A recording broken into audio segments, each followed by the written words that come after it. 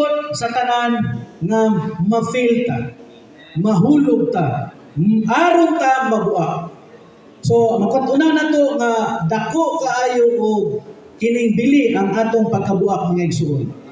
Example, si Moses na po. Si Moses, may gamit siya, nahigugma siya sa katawhan sa Israel.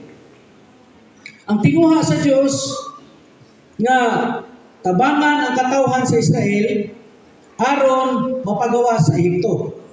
Pero ang sa'y gibuhan ni Moses, kay nakahibalo man siya nga Hebrehanon siya. So na siya pagbati nga mulaban sa igsuon niya nga Hebrehanon.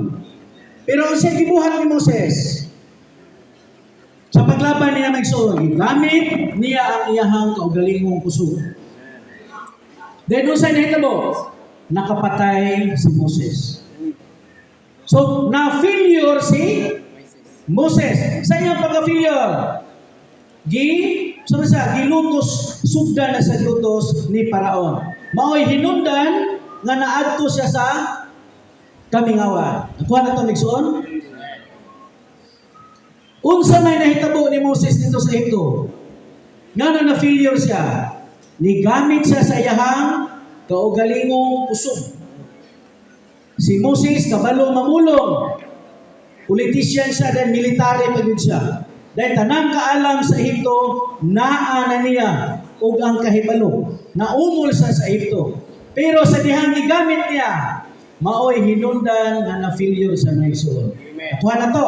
Pero siyang failure, hallelujah, gidala siya sa kamingawan. Dahil dito sa kamingawan, dito siya nakakita og pananaw. Hallelujah! Usa to ang pananaw. Magkasasala, gisagulan og Dios, gisunog, dahil giutot apan wala nahurot. Kay maoda ito ang iyahang balay mga igsuon.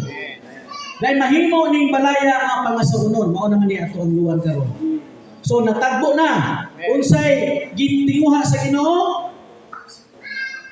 Ang pangasaunon. Pero unsa may unahon? Kinahanglan tang masunog mga igsuon. Sunugon ta sa iyahang Dios nun nga kalayo. Kay kung dili ta sunugon, dili ta mahimo pangasaunon. Kay ang pagsunog mao ni atong mga failure.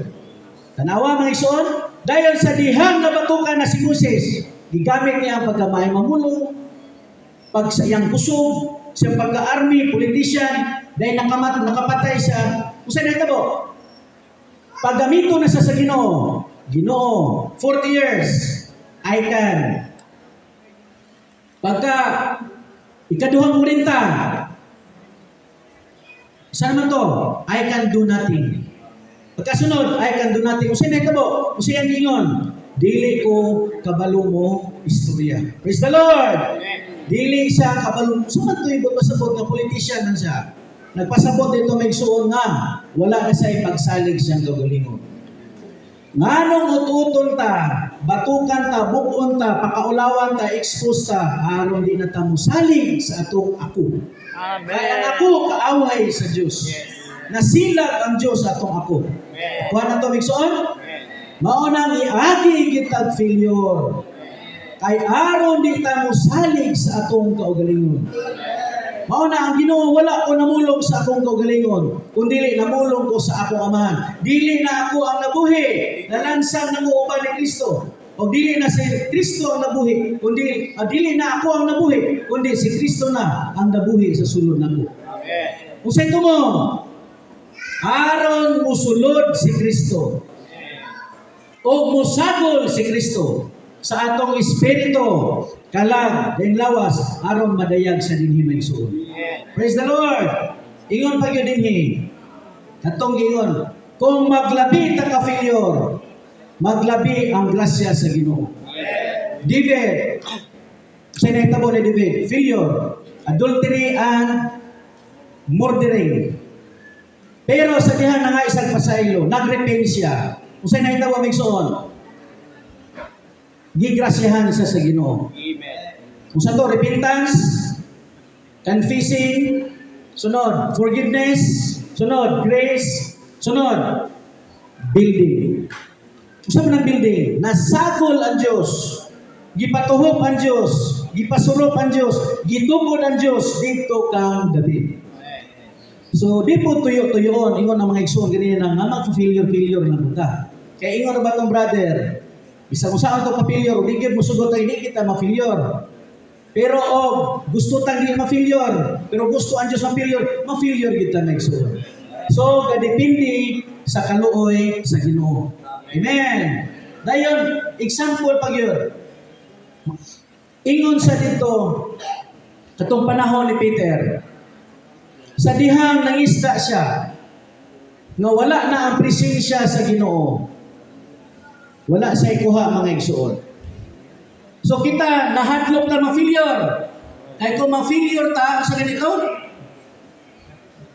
ma-expose ta, mapakaulawan ta, mabuak ta, madugmok ta, mawala tayo pili, ma-terminate ta. Nakuha na ito, Megsoon? Pero ang ikahadlukan ni Moses, ikahadlukan ni witness ni, what's money? Kung saan man to? Kung mawala ang presensya sa Diyos. So kita, mahadlok ta, kung masaksis, kay batukan sa Ginoo. Dayon kung ma-failure po ta, mahadlok po ta. Pero ang ikahadlukan nila sa mga totoo sa man, mao nga mawala ang presensya sa Diyos na to. Lord Jesus, seryoso ni nga butang. Ano man, sa dihan ng isda si Pedro, dahil wala ang presensya sa Diyos. Naikuha, may igsoon wala.